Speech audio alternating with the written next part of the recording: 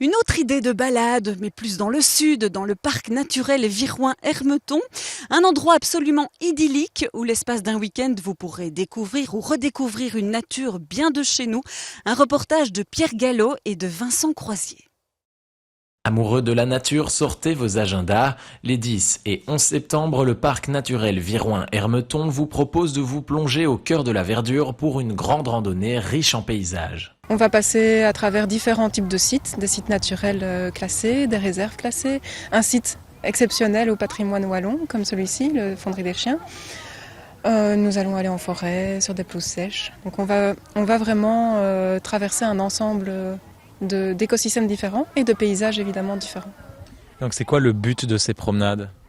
Le but, c'est d'une part de sensibiliser aux beautés paysagères du parc naturel, puisqu'un parc naturel, c'est un territoire de haute biodiversité, mais aussi au patrimoine géographique intéressant, c'est le cas ici, et de sensibiliser le touriste, le citoyen, tout qui a envie de participer à la question des paysages. Une sensibilisation encouragée par la Convention européenne des paysages, ratifiée par la région wallonne en 2001. Elle confie au parc naturel un certain nombre de missions. Les parcs naturels ont des missions en aménagement du territoire, en gestion du patrimoine naturel et paysager, et donc les parcs naturels développent des actions sur le paysage. C'est ainsi qu'ici, au parc naturel Viroin-Hermeton, nous avons commencé à travailler sur un diagnostic paysager afin de, à terme, réaliser une charte paysagère pour non pas figer les paysages, mais bien avoir une direction vers laquelle on souhaite aller et une bonne gestion des paysages. Une bonne gestion qui doit se faire en concertation avec les agriculteurs et sylviculteurs qui impactent fortement le paysage, mais aussi avec les citoyens.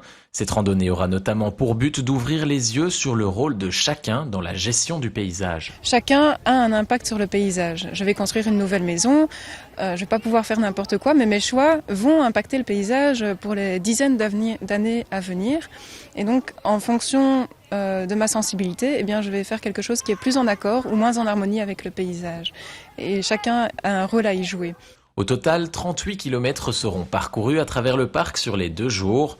Une participation de 99 € par personne est demandée. Elle comprend 3 repas du terroir, le logement au gîte chez Marie-Angèle et le transfert des bagages. Les réservations se font auprès du parc naturel, mais dépêchez-vous. Les inscriptions se clôturent ce jeudi 25 août à minuit.